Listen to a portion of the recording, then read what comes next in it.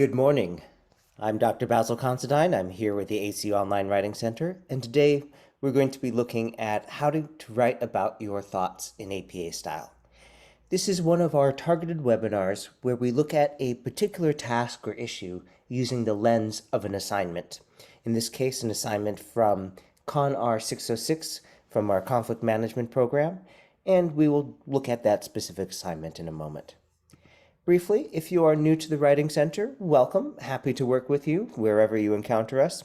We work with students through a variety of pathways, through webinars and videos such as this, through materials that we provide on our website like walkthroughs, how-tos, templates, and examples, through asynchronous appointments where you sign up for a time, send us your draft, and within 24 hours we send you some feedback, and also through real-time appointments where you can schedule a phone or Zoom appointment by sending us an email, what you want to talk about, and a list of potential times, and we'll try and match you up with our staff and get you set.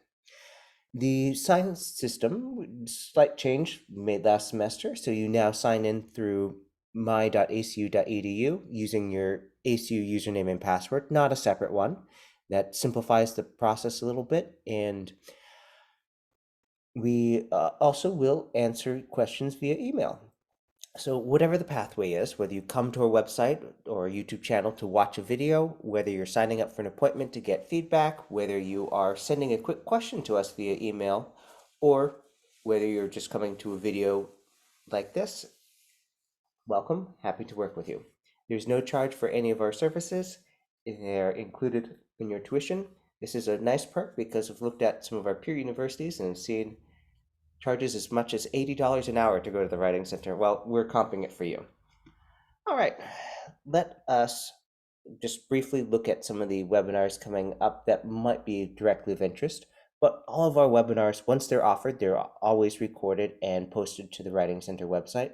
So you will find these and many more. And I want to bring your attention to the fact that we have a course paper template you'll see me using. That's the first link there. And with that, let's dive in. So when you are writing about yourself in APA style, there are a couple rules that have changed over the years. APA 5th edition, which is now not being used for about 12 or 13 years, but may have been something you used earlier in your schooling. APA 5th edition had an idea about how to create a objective voice by avoiding I statements. So not to say, I did this, I believe that. It was all about making purely objective arguments. And there's a time and place for that, but what they found was that made it very hard or unnecessarily wordy to do some things like saying, oh, I did this, or here are my qualifications. It would end up being something like, oh yes, the researcher conducting this study has this, and it'd be unclear if you hired a research assistant or if you're talking about yourself. And so in APA 6th edition and in APA 7th edition, which is the current one that we use and teach at ACU, you are allowed and encouraged to use I statements and my when you're clarifying who did what and you're talking about yourself. We'll also talk about how this comes up in CONR 606, and we'll finish with talking about how to go from the assignment instructions and rubric to outlining your paper. All right, let's delve into that first learning objective now. So a good question to ask yourself is, what kind of statement or argument are you making in this sentence? Is it subjective, meaning you are relaying some sort of personal perspective, which could be grounded in your professional background and experience, or in your preferences, your feelings, your tastes, or opinions? And this includes if you're saying, referring to your childhood, your heritage, and events that you witnessed, where it's not just reporting, oh, this happened, but as a person who experienced this, or as a person from this background. So for example, if I were to be describing part of my own heritage, if I were to say, well, as a multiracial person who grew up in this place and that place, I believe that X. So it's saying, oh, that's where this belief is coming from. And that this is not an absolute, there are things in the middle. So we'll talk about that more in a little bit. So subjective things means that you're acknowledging, oh, there's a personal element of it. I'm not saying that everyone believes this. I'm not saying everyone has this, or I'm not saying that everyone will agree that this is right or wrong, good, bad, desirable, but instead that you are saying, okay, so part of me is involved in making this assessment or this observation. Now, objectivity, which again, APA 5th edition tried and ended up overemphasizing, objective statements try to be based on critical analysis, argumentation, or just saying, okay, these are the facts, this is the evidence. That would be like, oh, the acceleration for gravity is 9.8 meters per second squared. That's something you can go and measure it. No matter what instruments you're using, if they are measuring it accurately, you'll end up with something right around there. Now, mixed is when you have something that's leveraging both. And we'll look at some examples for each of these. So some subjective statements. Oh, I dislike bland food. Well, that's not saying that bland food is good or bad. You know, there's a reason why if you go to some parts of Florida with a lot of retirement communities, why the food is bad, so it doesn't give their patrons stomach aches because they're a little more sensitive at that age. You know, it's something that happens. But I can say I dislike bland food. It's not saying bland food is good or bad. That's my subjective interpretation. Oh, I find, let's say, octopus to be delicious. Not everyone does. Some people think it's very chewy. And so it's very subjective statement here. If you were to say, children bug me, or I adore children, those are both subjective. They're giving you an opinion on that.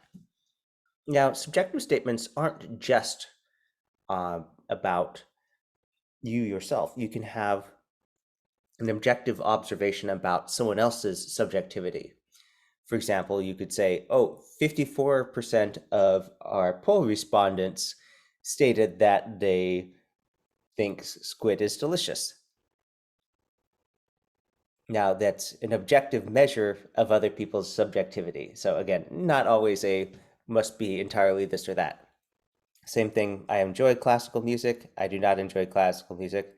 If I said classical music is the best, that's a subjective thing. And some people have tried to make objective arguments about that. And, you know, this again bringing us back to, well, there are mixed arguments you can try and make. Whether someone believes you, well, that's another question. I wish to go to the festival, which sucks. Okay, I'm not even presenting evidence for why I believe that's the case. That's just giving a statement of my thoughts that I wish to go, and then the subjective judgment, it sucks. Some objective statements. And again, these are just some samples to familiarize you with the phrasing. Oh, the patient received 20 milligrams of aspirin. Subject A reported being frequently angry with subject B. Now, the objective thing is, oh, this is what subject A reported. The fact that they're angry or why, we're not even getting into that. I'm sure subject A has some subjectivity involved, but again, this is just an objective statement of, oh, this is what they said. Children are often smaller than their adult parents. That child is wearing a red hat. Classical music is taught at Juilliard. I previously enjoyed classical music more. Now, while that is talking about a subjectivity that has changed, the focus, oh, I previously enjoyed it, that reporting is an objective statement. Same thing with most symphonies use the violin. I still wish to go to the festival despite eating too much bread last time. Yes, it is reporting. I wish, okay, that's a subjective desire. But the main thing is, oh, it's just reporting. This is what I think. And I think that despite this condition of eating too much bread. Now, some examples of mixed. This is by no means comprehensive. While I dislike, let's say, well, I just dislike food with too much paprika, I eat it frequently. Okay, so the I eat it is objective. If they're just talking about how often, how many times. It would be more specific if I said I eat it 10 times per week. Seeing a bluebird makes me happy, but I don't know. why. So just reporting this is what it does to me, that is objective, but we have some subjective thing like, oh, it makes me happy. Well, how is that defined? Well, that's going to be subjective. Now, if you're wondering why this differentiation, well, you're going to be asked in different assignments to make your own assessments, and sometimes it's your assessment as a counselor, and sometimes it's talking about your gut feelings or your personal beliefs that you may not have a clear understanding of where or how that came from, but you know it's something that you feel. So, with that in mind, let's move on to some general rules. So, if you're giving your subjective opinion, writing in APA style, identify that it's a subjective opinion using I or my I statements like, oh, I believe that waffles are the best breakfast food. Now, if you said waffles are the best breakfast food, we'd expect that you have some argumentation. You'd be trying to give us objective thing like, oh, 58% of people say waffles are great. It holds this much more maple syrup than pancakes because it has more surface area.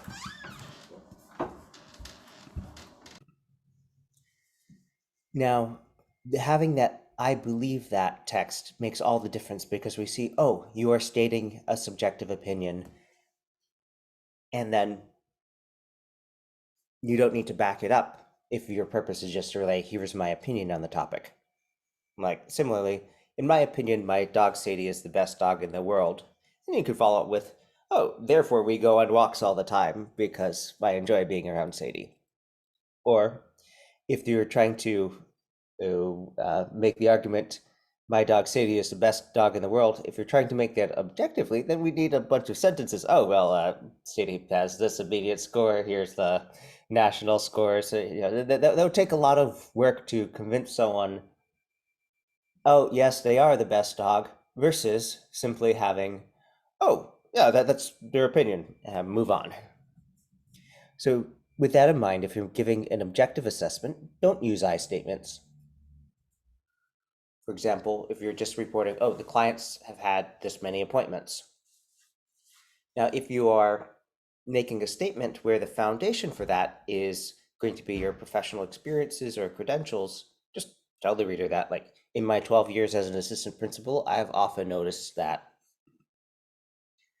And if you're basing or grounding an argument with the source, like article you read, a test or a measure or a model, or the Bible, the source, identity factor, just tell the reader that, like, in alignment with John 3:14, I believe that. Or as a Christian, I see myself as being called to do this, or as recommended by this author, I plan to do X. All right, at this point, let us look at the specific instructions for the assignment we're using as our lens here. This is CONR 606, Week 1 assignment, number 1, My Thoughts on Communication.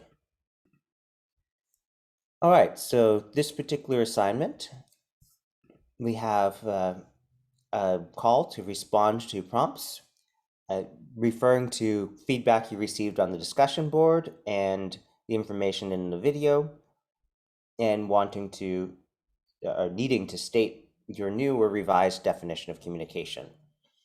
And to do a little bit of reporting back on whether it was a process, has this changed? How has it changed? What makes it better? And giving a list of the weaknesses, so analyzing this, and some of that might be saying, okay, I realize this is subjective, or I realize that other people don't agree with me, or that it doesn't work for all these circumstances, but here's what it is anyway. Now, there's some reporting on feedback, and some of this reporting, saying this is what I was told, that's subjective, but the contents is probably going to be some subjectivity there, like, oh, 2 of my classmates liked this, 1 of them did not, for example. All right, we have other prompts here.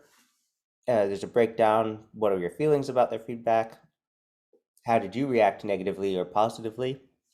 So that is going to be, there's the objective reporting, and then there's unpacking, oh, tell us more about how you reacted, or the details for why you believe that. Then you get to talk about how you believe this does or doesn't fit into scripture, how communication plays a role in peacemaking, and how your view of communication changes when you use the lens of Christianity. And then here's some technicals about the paper. We have a few items here that are normally required. So if you use our course paper template, they'll already be filled in. So the name, course number, assignment title. Now the word count, this is what we call a house rule, meaning it's not specifically laid out in APA style, but if your professor says, please do that, then you do that.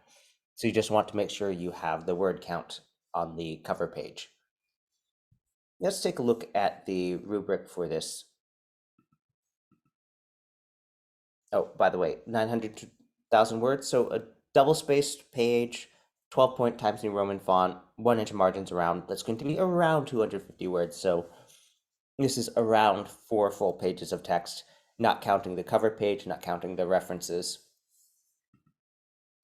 All right, looking at this rubric, we see that it is pretty much a straight walkthrough of listing all the things that the assignment prompt tells you to do in order. So that's how you want to write your paper. So when your professor's grading it and say, okay, did they give me the personal definition of communication? Yes, great. Did they defend it and compare it? Yes, check. Did they critique it by identifying weaknesses? Check. And so by following this exact structure, because the rubric and the assignment instructions are in alignment about what order these things are, if you meet that, it will be easier for your instructor to say, okay, they did all these things, they get full credit for that section. All right, at this stage, we're going to finish with brief discussion of some outlining techniques. And for this, a few before you begin. Remember, you also always want to respond to each prompt in these instructions directly. And then after you've given that short, concise, direct response, to respond in further detail. Make sure to use I statements when writing about your own experience and beliefs. Use the language and word choices of the prompts. Use consistent word choices to refer to the same thing. So don't give us a synonym for definition. Just use definition all the time when you're using that term. And use the rubric and instructions to come up with approximate headings, organization, and section lengths. Now, I've prepared here a URL where we can quickly grab a copy of the APA course paper template. Let's go ahead and do that. All right, so I have here a blank copy of the template. And you may recall that the instructions for this included stating the word count. So the word count is not part of APA style. The APA style rules don't say you must have it, but we can just add that here. All right. And the instructions do specify to put the title of the assignment here. So let's go remind ourselves of what this is called. So this is My Thoughts on Communication. All right, it's a accurate, informative title. Does it need to be fancy? Nope. APA style prioritizes communicating clearly over, is it poetic and elegant, etc., etc. Okay, so for this next section, oh, by the way, we want to copy and paste our title here at the top.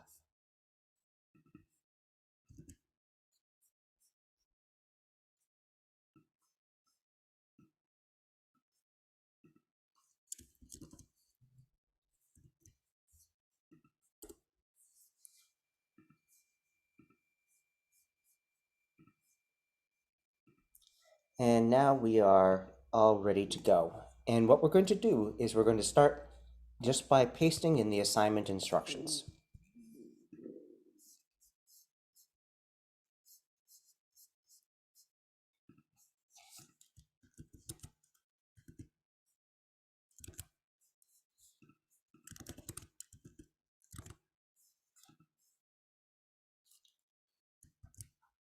All right, so this gives us a fair start because it walks us through. And something that I recommend doing is to cross out details that aren't essential because it helps focus your thoughts. So if I cross out this, I see, okay, the first thing I need to do is state the revised definition of communication. And if you've been active on the discussion board, you might have that prepared.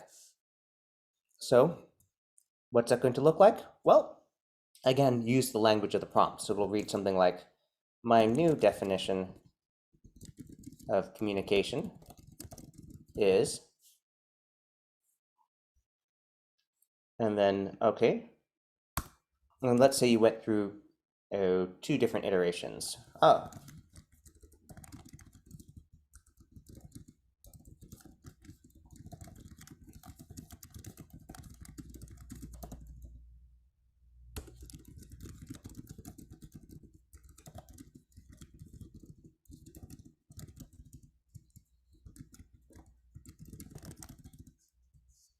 and you can go through using the language of the prompt because you need to answer these questions directly.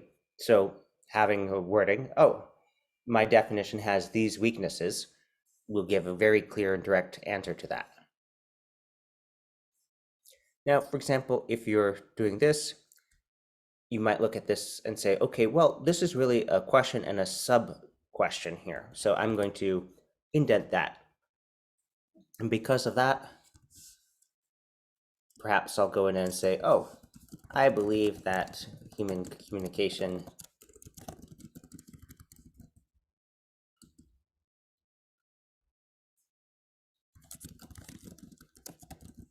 Now, what does deeply explored here mean? That's a subjective thing, which is why it's an I believe statement here, pointing out this is something that I believe. Now, if you are citing someone else, you might have something where you are referring to a journal article or a book or something where someone is agreeing with you and saying, I believe it, they believe it. Together, that's some greater weight than just saying mine. Okay, looking at the rest, most of this is going to be the same sort of thing, but let's talk about spacing. And for this, we want to go back to the assignment instructions. So should be around 900 to 1,000 words, so around 4 pages. And from that, we can take a look at the rubric and see, okay, so we have 100 points total. Now, of those, 80% is going to the content and 20% is going to, all right, does it meet all these technical requirements and does it have, basic quality writing? You remember to run spelling and grammar check, it reads clearly, etc. So if we look at the content, we see that there is a clear division. So that personal definition of communication, that's 20 points out of 80. So a quarter of the content-based feedback, a quarter of the content-based grading goes towards having that clear definition of communication. And so with that, that's going to be important. So that's probably, minus our intro, that's going to be probably much of a page devoted to that, especially considering that it's going to have follow-up discussion. So a total of half of the points for the content go to these different things related to that personal definition. And that's a lot.